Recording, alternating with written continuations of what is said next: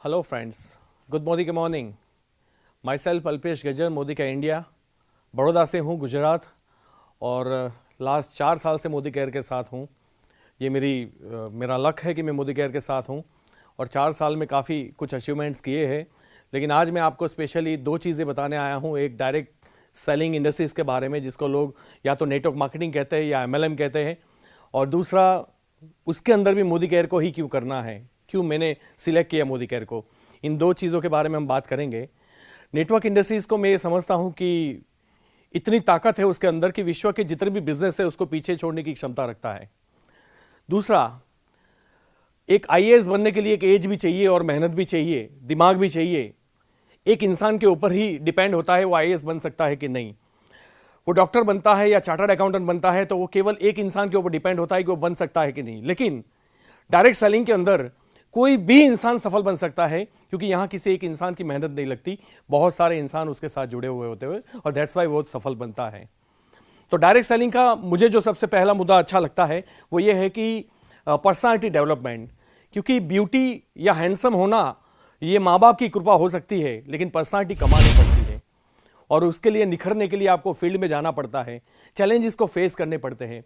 और शायद मुझे अगर इस देश के अंदर मिनिस्टर बना दिया जाए तो मैं हर बच्चे को एजुकेशन के बाद 2 साल का नेटवर्क मार्केटिंग का कोर्स जरूर करवाऊंगा, ताकि उसके अंदर नेटवर्क मार्केटिंग के बाद जो निखार आएगा वो और कहीं भी नहीं आ सकता। क्योंकि वर्ल्ड की 2 टॉप यूनिवर्सिटीज़ है, हार्वर्ड एंड ऑक्सफर्ड। ये दोनों यूनिवर्सिटी से जितने भी लोग आते हैं उसमें से ये सर्वे है कि 87% लोग आम जिंदगी जीते हैं, वो बड़ी सफलता हासिल नहीं कर सकते। अगर वो वर्ल्ड की टॉप यूनिवर्सिटी है तो मेरा ये मानना है कि वहां से आने वाला हर बंदा सफल होना चाहिए। क्या आपका मानना नहीं है? डेफिनेटली। मैं ये कहना चाहता हूं कि नेटवर्क इंडस्ट्रीज एक ऐसी इंडस्ट्रीज है, अगर वहां पे किसी ने 3 से 5 साल डेडिकेशन के साथ, क्योंकि नेटवर्क में जुड़ने से पैसा नहीं आता या सफलता नहीं मिलती, नेटवर्क में आने के बाद रोज काम करना पड़ता है। और जिसने सिस्टम के साथ एवरीडे अपने आप को डेडिकेटेडली कमिटमेंट के साथ काम किया, वो 5 साल के बाद उसको मुझे लगता है किसी भी फील्ड में उसको छोड़ दो, वो कभी भी असफल नहीं बन सकता, क्योंकि वो एक योद्धा बन जाता है, उसकी पर्सनालिटी में निखार आ जाता है। और इसलिए जो मैंने रीड किया है मेरी लाइफ के अंदर, कि दुनिया की कोई बुक्स जो है वो आपको रिएक्ट नहीं करेगी, आपको सिखाएगी नहीं कि आप ये गलती कर रहे हो। लेकिन यहाँ हमें हजारों लोगों से मिलना पड़ता है, हजारों लोगों के पास जाना पड़ता है, और डेफिनेटली हमें सही बनाने में उन हजारों लोगों का बहुत बड़ा हाथ होता है, क्योंकि वो हमें करेक्ट करते हैं अगर जहां भी हमारी गलती होती है। तो बुक हमें वन वे सिखा सकती है, लेकिन रिएक्ट नहीं करेगी कि आप ये गलती कर रहे हो। लेकिन फील्ड में, नेटवर्क मार्केटिंग के अंदर आपको ये बेनिफिट मिलता है। तो सिंपली जो आपको अपनी लाइफ के अंदर बुक नहीं सिखा सकती, वो डायरेक्ट सेलिंग सिखाता है। आज अगर मैं आपके सामने ये बात भी कर रहा हूं कॉन्फिडेंस के साथ, तो ये भी एक डायरेक्ट सेलिंग का हिस्सा है। वरना यही अल्पेश गज्जर 2-5 लोगों के सामने खड़े होकर भी बोलने की क्षमता नहीं रखता था। और आज अगर मैं आपके सामने इतनी फ्लुएंटली बात कर रहा हूं तो उसका रीजन सिर्फ और सिर्फ नेटवर्क मार्केटिंग है। दूसरा, पैसिव इनकम। पैसिव का मतलब यह नहीं है कि हम घर बैठे रहे और पैसे आए। पैसिव का मतलब यह है कि कोई फिजिकल डिसेबिलिटीज होती है, हम कभी काम नहीं कर पाए, हमारी लाइफ में कोई भी ऐसा इश्यूज आया जहां हम काम नहीं कर सकते, तो डेफिनेटली एक डॉक्टर, चार्टर्ड अकाउंटेंट, इंजीनियर या कोई भी, अगर वो अपने प्रोफेशन में नहीं जाएंगे तो डेफिनेटली उनको कोई पैसा मिलने वाला नहीं है। यहां पे डायरेक्ट सेलिंग में जब आपका एक बार नेटवर्क बन जाता है, जैसे आज की डेट में अगर मैं अपने घर से बाहर पाऊं नहीं भी निकालूंगा तो मुझे मोदी केयर से 10 से 15 लाख हर महीना आना ही आना है, किसी भी कंडीशन के अंदर, क्योंकि मैंने नेटवर्क बना लिया है। तो पैसिव इनकम में ये मानता हूं कि बहुत बड़ा हिस्सा है। जैसे कलेक्टर का बेटा कलेक्टर नहीं बन सकता, उसको सेम एग्जाम्स पास करने पड़ेंगे, इंटरव्यू देने पड़ेंगे, और अगर वो पढ़ाई लिखाई में ठीक नहीं है, हो सकता है उसको क्लर्क की भी नौकरी लेने में सर्वाइव करना पड़े। एक डॉक्टर का बेटा डॉक्टर ही बन सकता है ये कोई नहीं कह सकता, लेकिन जिस नेटवर्कर ने एक बार नेटवर्क बनाया है उसकी हर पुश्ते आने के बाद उसको संभाल सकती है। और क्योंकि ये एक इंसान की टैलेंट की वजह से बिजनेस नहीं चलता, बहुत सारे लोगों की वजह से चलता है। सो नेटवर्क वही रहेगा, ऊपर मालिक चाहे कितने भी बदल जाए कोई फर्क नहीं पड़ता। तो इसमें लाइफ टाइम, अगर आपने एक बार 4 से 5 साल सेट कर लिया तो आप लाइफ टाइम इनकम को सेट कर सकते हो। दूसरा, जिन लोगों को, जो अच्छे लोग हैं, गुड ह्यूमन बीइंग है, उनका एक शौक जरूर होता है कि लोगों को हेल्प करना। हो सकता है कि यहाँ पे भी कोई ऐसा बैठा हो जो 100 करोड़ का मालिक हो। मैं उनसे पूछना चाहूंगा, क्या आप अपने 100 करोड़ से 101 लोगों को करोड़पति बना सकते हो? Definitely not. क्योंकि या तो आप रोड पे आ जाओगे और 1 करोड़ उसमें भी कम पड़ेगा। लेकिन एक नेटवर्कर, एक सच्चा networker thousands of lakhs of लोगों को एक अपॉर्चुनिटी दे सकता है जो करोड़ों रुपए कमाने की क्षमता रखता है। हाँ, ये एक ही बिजनेस है जहां आपको जात नहीं पूछी जाएगी, एजुकेशन नहीं पूछा जाएगा। ये एक ही बिजनेस है जहां आपको इन्वेस्टमेंट के बारे में नहीं पूछा जाएगा। हाँ, ये बिजनेस के अंदर आपके भविष्य को लेकर आपको कितनी आग है ये जरूर पूछा जाएगा अगर आपको सफल बनना है तो डेफिनेट यहाँ इस बिजनेस के अंदर हर कोई सफल बन सकता है। इस बिजनेस की एक और क्षमता या एक और अच्छी चीज ये है, ये कोई भी कर सकता है, कोई भी कर सकता है। उसकी एज 18 ईयर्स से, क्योंकि गवर्नमेंट का लॉ है तो 18 साल से ऊपर होनी चाहिए।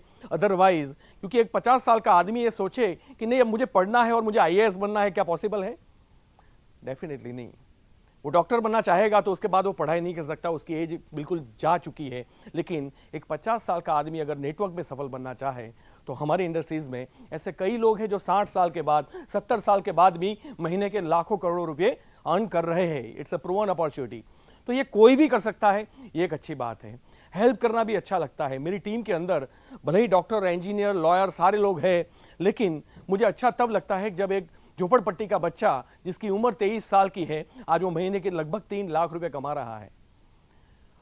वो पानी के पाउच बेचता था। आप सोचिए, क्या मैंने ट्रेडिशनल बिजनेस 14 साल मेरी लाइफ में किया है। मेरा खुद का बिजनेस था जिसके अंदर 15 आदमियों के पास बाइक थी 25 में से, और 15 की 15 लोन के ऊपर थी। आज 4 साल मुझे हुए मोदी केयर के अंदर, मेरी टीम के अंदर मोर देन 50 कार्स आई है नई। तो ये बहुत ही अच्छा फील होता है, क्योंकि वहाँ 14 साल काम करने के बाद भी मैं लोगों को कार नहीं दे पाया, मेरी जरूर आ गई। लेकिन इस बिजनेस के अंदर ना सिर्फ मेरी आई, मेरे पास 2 कार आई, तीसरी और भी मैं नेक्स्ट मंथ लेने जा रहा हूँ लग्जरी। तो ये अच्छा लगता है लोगों को हेल्प करते हुए। जब हमने फॉरेन ट्रिप अचीव की बहुत सारी, टर्की, मॉस्को, मलेशिया, दुबई, अब लगभग 400 लोगों ने मेरी टीम से अचीव किया है दुबई में। बात वो नहीं है कि 400 लोगों ने अचीव किया है, उसमें से 300 से ज़्यादा लोग ऐसे हैं जो कभी फ्लाइट में नहीं बैठे थे। तो एक जो जॉब वर्क की जो फीलिंग आती है कि हम जो बिजनेस कर रहे हैं क्या वो लोगों के लिए फायदेमंद है। क्योंकि अगर मैं लॉयर हूं तो डेफिनेटली मुझे प्रार्थना करनी पड़ेगी कि 2 भाई जमीन के लिए झगड़े या किसी का डिवोर्स हो जाए। लोग जब बहुत बीमार होंगे तो मैं अगर डॉक्टर हूं तो मैं खुश होऊंगा, क्योंकि मेरी सीजन है, लोग बीमार हो रहे हैं तो मेरा बिजनेस चल रहा है। लेकिन ये एक ही प्रोफेशन है जहां लोगों की जिंदगी बना के आपके घर में पैसे आते हैं। तो मैं मानता हूं कि ये वर्ल्ड का सबसे बेस्ट बिजनेस है, क्योंकि इसमें जॉब वर्क की जो फीलिंग आती है वो सबसे अच्छी आती है बाकी के सारे बिजनेस में। बाहर की दुनिया में जितने भी बिजनेसेस होते हैं एक दूसरे की टांग की खिंचाई होती है। ये एक ही बिजनेस है जहां लोगों को हाथ दे के ऊपर लाया जाता है। बाहर कोई इंसान कुछ करना भी चाहता है तो लोग उसको तोड़ने के लिए आते हैं। यहाँ कोई इंसान कुछ नहीं करना चाहता है, कॉन्फिडेंस लूज कर चुका है, तो भी उसको मोटिवेट किया जाता है, हाथ पकड़ के ऊपर लेके आते हैं। तो मुझे ये बिजनेस इसलिए अच्छा लगता है। डायरेक्ट सेलिंग के बहुत सारे फायदे हैं। मैं ये मानता हूँ कि लोग आते हैं सिर्फ पैसा कमाने के लिए या ड्रीम कंप्लीट करने के लिए, लेकिन उनको ये नहीं पता कि बिजनेस में, पर्टिकुलर डायरेक्ट सेलिंग के अंदर, पैसा जो है इस बिजनेस से मिलने वाले बेनिफिट्स में से सबसे आखिरी नंबर पे आता है। लेकिन ये समझने के लिए कम से कम 3 साल इस बिजनेस में रुकना पड़ता है। और मैं मानता हूं जैसे ग्रेजुएशन में 3 साल होते हैं, किसी भी डिग्री के लिए 5 से 7 साल होते हैं। लोग नेटवर्क मार्केटिंग को कभी पूरा समय देते नहीं है, इसलिए समझ नहीं पाते। और जब एक सही कंपनी आती है उसकी जगह बहुत सारी गलत कंपनियां जगह ले लेती है। मतलब एक सही कंपनी जब भारत देश में आती है तो 10,000 कंपनियों के लाइसेंस इश्यू होते हैं गलत कंपनियों के, और लोग उसको भांप नहीं पाते। इसमें कॉमन सेंस की जरूरत होती है। कौन आपके पास बिजनेस लेके आया है, वो कितना कमाया है, वो इंपॉर्टेंट नहीं है। वो आपके पैसे के सामने आपको चीज क्या दे रहा है वो बहुत इंपॉर्टेंट है। तो डायरेक्ट सेलिंग इंडस्ट्रीज मजबूत जरूर है, लेकिन उसको आइडेंटिफाई करना, उसको पहचानना कि कौन सी कंपनी अच्छी है, ये बहुत ही इंपॉर्टेंट है। और ये क्योंकि मैं एक बिजनेसमैन था, मैंने एक छोटा व्यापार किया था, मेरा 7-8 करोड़ का टर्नओवर था बड़ौदा के अंदर, टेलीकॉम बिजनेस के अंदर। तो मुझे ये पता था कि बिजनेस होता है, उसको बहुत ही सीरियसली लेना चाहिए। तो डायरेक्ट सेलिंग कोई अपने घर पे आ गया, किसी ने स्टार्ट कर दिया, चलो 2 घंटे करके देखता हूं, मेरा ऐसा नहीं था। मैंने कम से कम 4 से 5 लाख रुपए फ्लाइट के टिकट के खर्चे थे, पूरे इंडिया में घूम के जितनी भी कंपनियां हैं उनके मैंने, चाहे उनके सीनियर्स हो, कंपनी के एम्प्लॉइज हो, कंपनी के सीईओज हो, उनके प्रोडक्ट यूज करना हो, मैंने हर चीज कर ली है सारी कंपनियों की। और उसके बाद में मैंने एक कंपनी को चूज किया था, वो थी मोदी केयर। तो मोदी केयर में जब मैं आया तो मैंने कॉमन सेंस यूज किया था। लोगों की बातें मैंने नहीं सुनी थी कि कंपनी पुरानी है, नई है, चल रही है, नहीं चल रही है, चेंज कर रही है, नहीं कर रही है। मैंने अपना दिमाग लगाया था, मैंने अपना कॉमन सेंस यूज किया था। और मैं सबको ये रिक्वेस्ट करूंगा कि हमें हमेशा अपना कॉमन सेंस ऑन रखना है, क्योंकि लोगों के इन्फ्लुएंस में आके कोई आपका भाई कर रहा है इसलिए आप कर रहे हो, ये गलत बात है। और इसीलिए लोग गलत कंपनियों के अंदर घुस जाते हैं। और जितनी कंपनी बुरी होती है उतनी आसान दिखती है, और जितनी कंपनी सही होती है उसमें आपको पेशेंस रखना पड़ता है, और पेशेंस और पैशन दोनों चाहिए डायरेक्ट सेलिंग के अंदर। और डायरेक्ट सेलिंग के अंदर फॉरेन ट्रिप्स मिलते हैं, गाड़ियां मिलती है, और सबसे मतलब जो मुझे सबसे अच्छी बात लगी वो पैसिव इनकम है कि आज मैंने जितना भी काम कर लिया मोदी केयर के साथ में, कल कुछ भी होता है मुझे कोई इश्यू नहीं है, बिकॉज मैंने टीम बना ली है और टीम ऑटो मोड पर चल रही है। और क्योंकि अल्पेश गज्जर पावरफुल है इसलिए बिजनेस नहीं चल रहा है, मेरी टीम पावरफुल है, कंपनी का मैनेजमेंट पावरफुल है, कंपनी के प्रमोटर पावरफुल है, दैट्स वाई सारी चीज़ें मिलकर बनी हुई है। तो इसमें से एक हिस्सा निकल जाता है तो ज़्यादा फर्क नहीं पड़ता, मेरा बिजनेस हमेशा ऑन रहेगा। डायरेक्ट सेलिंग के बारे में मैं आपको इससे ज़्यादा और क्या बता सकता हूं कि मैं इवन ग्रेजुएट भी नहीं हूं, और जब मैंने 14 साल बिजनेस किया, जब मेरा बिजनेस सैचुरेट हो गया तो मैं बड़ा फ्रस्ट्रेटेड था कि मैं अब क्या करूंगा। तो उस फ्रस्ट्रेशन के अंदर मैं स्टॉक मार्केट में चला गया, और शेयर मार्केट के अंदर मैंने लगभग 1.5 करोड़ जितना नुकसान कर दिया था। मेरे पास जो भी कैपिटल थी वो तो चली गई, लेकिन 14 बैंकों से मैंने लोन लिए थे, summons, warrant, non bailable warrant, ये सारी चीज़ मैं अपनी लाइफ में फेस कर चुका हूँ। अब जब ऐसी हालत होती है, आप मुझे बताइए, एक बंदा ग्रेजुएट नहीं है, अगर आप मेरा बैकग्राउंड की बात करें तो मैंने 20 साल झोपड़े में गुजारे हैं, जो 4 दीवार मिट्टी की होती है। मेरी देहाती लैंग्वेज थी, मतलब कहीं ना कहीं मेरे पास कोई ऑप्शन नहीं था। मैं गज्जर हूं, हमारी कास्ट भी वैसी नहीं है जो बहुत बड़ी टीम होती है, तो किसी भी एंगल से मुझे कोई सहारा नहीं था इतनी बड़ी प्रॉब्लम में से निकलने का।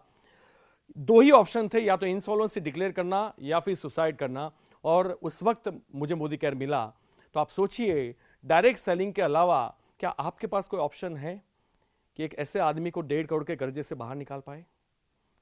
ऑफ कोर्स आप ना ही बोलोगे, क्योंकि कोई ऑप्शन नहीं है विश्व में। ये एक ही ऐसा प्रोफेशन है जो कहीं से भी कोई भी आदमी खड़ा हो सकता है। अदरवाइज बाहर या तो आपको पैसे की जरूरत पड़ेगी बिजनेस करने के लिए, या जॉब करने के लिए एजुकेशन की जरूरत पड़ेगी, एक्सपीरियंस की जरूरत पड़ेगी, टैलेंट की जरूरत पड़ेगी। यहाँ कुछ नहीं पूछा जाता, कोई भी कर सकता है। ये तो अच्छी बात है ना। शायद मैं आज तक पूरे इंडिया का, पूरे विश्व में घुमा रहा हूं, लेकिन मैंने ऐसा कोई बिजनेस नहीं देखा जो कोई भी कर सकता है। ये एक ही प्रोफेशन है जो कोई भी कर सकता है। बस जरूरी ये है आपके अंदर एक बिलीफ लेवल होना चाहिए, आपके अंदर पेशेंस होना चाहिए, और साथ में पैशन होना चाहिए। अब मैं दोबारा आपको ये भी बताना चाहूँगा, सेकंड मेरा जो आपको बताने के लिए मैं स्पेशली आपके सामने रूबरू हुआ हूँ, वो ये है कि मैंने मोदी केयर को क्यों चुना। मोदी केयर बहुत ही अच्छी कंपनी है, सिर्फ मेरे कहने से आपको मानने की ज़रूरत नहीं है। अगर नंबर 1 चीज़ है तो इस कंपनी के MD है मिस्टर समीर मोदी। मतलब मैं उनको भगवान का दर्जा देता हूँ, और वो इस देश के अंदर अमीरों के अंदर उनका कौन सा नंबर आता है मुझे नहीं पता, क्योंकि वो बहुत अमीर हैं। लेकिन मुझे डेफिनेटली पता है कि अगर दुआओं के अंदर किसी अमीरी को मापा जाए तो इस देश के रिचेस्ट आदमी रहेंगे। तो क्योंकि उन्होंने बहुत सारे लोगों की लाइफ बनाई है, अपॉर्चुनिटी दी है, और मैं उनको रूबरू मिला था, और उनको मिलने के बाद पहली बार में मुझे ये फील आया कि मैं अपनी ज़िंदगी नहीं, मेरे आने वाली 7 पीढ़ी की लाइफ उनके चरणों में रख सकता हूँ, बिकॉज मैं सेफ हूँ, एक सेफ रूफ के नीचे हूँ, एक अच्छे इंसान के साथ हूँ। क्योंकि सिर्फ पैसा होना काफ़ी नहीं होता, सिर्फ अच्छा मैनेजमेंट होना काफ़ी नहीं होता, एक दिल और एक वाइब्रेशन। क्योंकि जब बुरे वक्त में, फ्रस्ट्रेशन में कोई भी डिसीजन आता है तो वो अपने बच्चों की केयर करने वाली जो माँ होती है, उस टाइप का उनका व्यवहार है, मुझे बहुत ही अच्छा लगता है। दूसरा, आज मैं जो कुछ भी हूँ, क्योंकि मैंने ये 4 साल के अंदर लगभग मैंने 3 से 4 करोड़ रुपये मोदी केयर से लिए हुए हैं। मेरी महीना इनकम जो है 10 से 15 लाख रुपया है, और इसमें अगर सबसे बड़ा श्रेय है तो मैं दूंगा प्रोडक्ट को। इस कंपनी की प्रोडक्ट की जो रेंज है और जो क्वालिटी है वो अनमैचेबल है। अगर मैं सपोज मेरी लाइफ के अंदर मोदी केयर में नहीं भी आता तो मैं मरते दम तक मोदी केयर के प्रोडक्ट जरूर यूज करता, ये पक्की बात है। तो ये बहुत बड़ी बात है, क्योंकि जितनी भी बाकी की डायरेक्ट सेलिंग कंपनीज है, या तो उसके प्रोडक्ट महंगे होते हैं, या तो क्वालिटी में कॉम्प्रोमाइज होता है, या तो ऐसी प्रोडक्ट बेचते हैं केवल कमीशन बांटने के लिए कि जिस प्रोडक्ट की लोगों को जरूरत ही नहीं होती। तो ये मुझे मोदी केयर के अंदर अच्छा लगा कि जितने भी ट्रेडिशनल में कंपनियां हैं, हम इवन उनसे भी कंपीट कर सकते हैं। उस रेंज की हमारे पास प्रोडक्ट है, वो प्राइस की प्रोडक्ट है, और सबसे अच्छी बात है कि हम मनी बैक गारंटी देते हैं, जो आज पूरे इंडिया में कोई भी कंपनी लिख के और उसके मैनेजिंग डायरेक्टर की सिग्नेचर के साथ नहीं देती। मुझे ये भी एक अच्छा लगता है। साथ में उसका पे आउट प्लान, समीर मोदी आज़ादी प्लान, में काफ़ी इंप्रेस हूँ, क्योंकि ये हमेशा हमें गर्म जोशी के साथ रखता है। बड़ा आसान है चलाना, क्यूमुलेटिव प्लान है, तो कोई भी आदमी कभी डिमोरलाइज नहीं होता। लीडरशिप प्रोडक्टिविटी बोनस, अगर आप मेरा 12 लाख का चेक बनता है तो उसमें से 6-7 लाख जो पर्टिकुलर एक प्लान के हिस्से से मुझे आते हैं, वो प्लान का हिस्सा मुझे सबसे प्यारा लगता है, क्योंकि जब तक आप लीडरशिप खड़ी नहीं करते, किसी बंदे के लाने के कंपनी पैसे नहीं देती, किसी बंदे को जब आप डेवलप कर लेते हो तब पैसे देती है, और उसे लीडरशिप प्रोडक्टिविटी बोनस कहते हैं। तो मुझे बहुत ही अच्छा लगता है कि आपको एक जबरदस्ती जिम्मेदारी दी जाती है कि आप किसी को सिर्फ लाओ मत, उसको आगे भी लेके जाओ। तो मोदी केयर के अंदर यह चीज अच्छी है। दूसरा, मोदी केयर के अंदर जो मुझे सबसे अच्छी और सबसे बड़ी बात लगी वो ये है कि किसी के भी घर में हम जब चले जाते हैं तो प्रोडक्ट का एक्सेप्टेंस 100% मिलता है। मतलब जब भी मैंने नेटवर्क मार्केटिंग के बारे में सुना था या उसकी ट्रेनिंग पीपीटीज में रीड करता था, उसके अंदर एक चीज लिखी हुई आती थी, rejection is the part of life. मतलब वो अपने योद्धा को हमेशा तैयार करके भेजते हैं कि भैया rejection is the part of life, लोग मना करेंगे फिर भी तुझे डट के रहना है। लेकिन बड़े ताज्जुब की बात है, आज तक मैं सैकड़ों लोगों को मिला हूं, मुझे आज तक किसी ने मोदी केयर की प्रोडक्ट यूज करने से या एक्सेप्ट करने से आज तक किसी ने मना नहीं किया।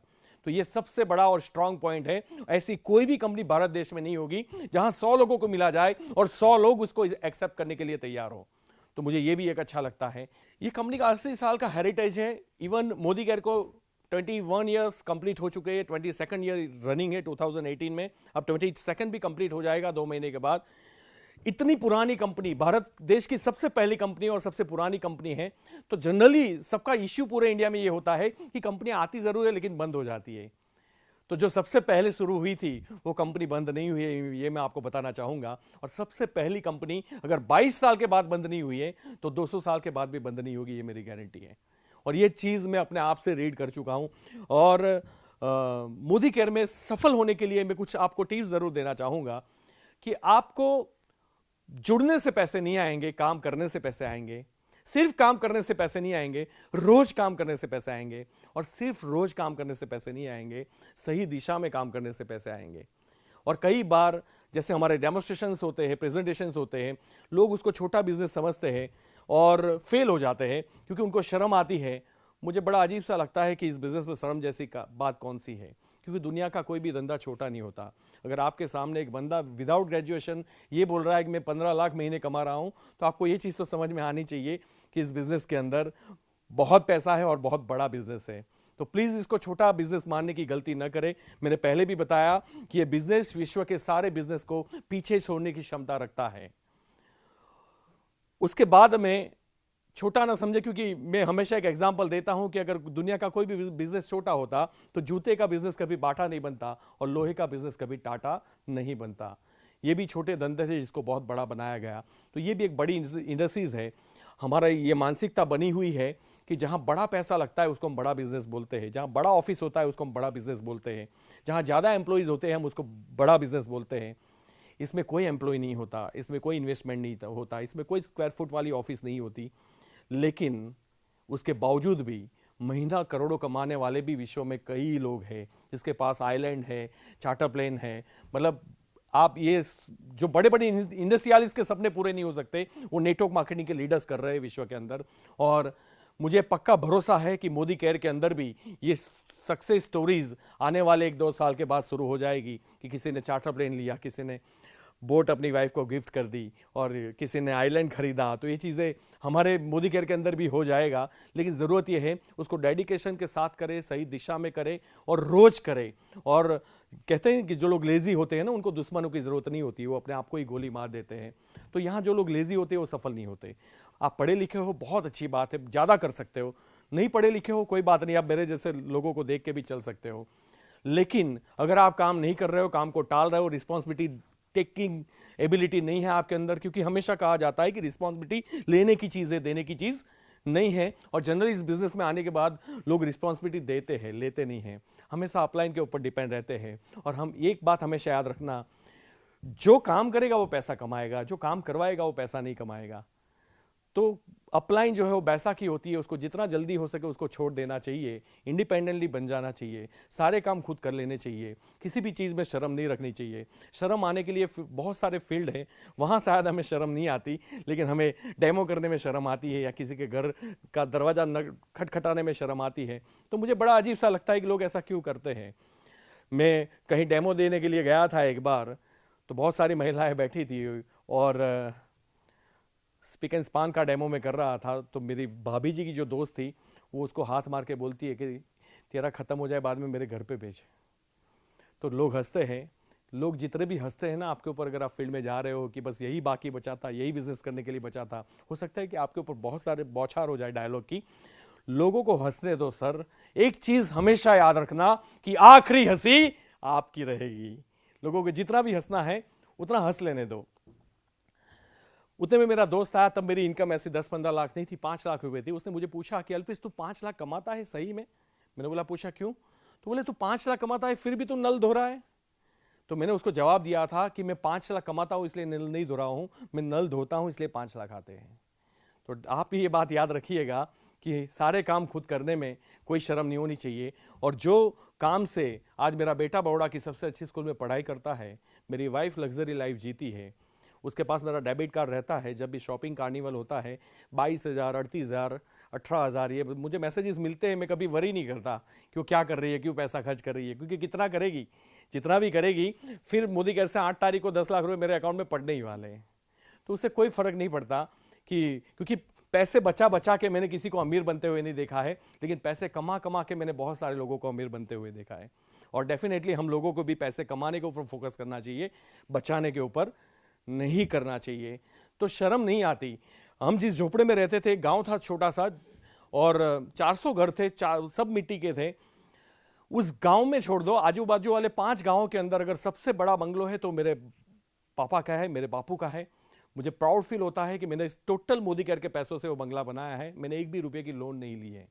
तो सर, अगर नल धोने से या डेमो करने से या लोगों के घर जाने से, लिस्ट बनाने से, अपॉइंटमेंट लेने से, मीटिंग अटेंड करने से, 4 साल मेहनत करने से अगर हम अपने माँ बाप के सपने पूरे कर सकते हो तो डेफिनेटली करना चाहिए। आपको क्या लगता है? बिल्कुल करना चाहिए। तो आप भी स्टार्ट कर दीजिए, शर्म मत रखिए। शर्म तब आनी चाहिए जब हमारे माँ बाप को खैराती हॉस्पिटल में लेके जाया जाए। शर्म तब आनी चाहिए जब हमारा बच्चा सही स्कूल में पढ़ता ना हो। शर्म तब आनी चाहिए जब हम किसी की बेटी को ब्याह के लाते हैं कि तुझे रानी बना के रखूंगा और उसके आगे नौक लगा देते हैं। रानी तो नहीं बन पाती बेचारी, और देश के अंदर 100 में से 80 बच्चियों नौकरानी बन जाती है। शर्म उन लोगों को आनी चाहिए। शर्म आने के लिए बहुत सारे फील्ड है, वहाँ लोगों को शर्म नहीं आती। पता नहीं मोदी केयर करने में क्यों शर्म आती है। कर लीजिए सर, अगर एक जगह पे शर्म नहीं की ना, दुनिया में कहीं भी किसी भी फील्ड में आपको शर्म करने की जरूरत नहीं पड़ेगी। Thank you so much. जय हिंद।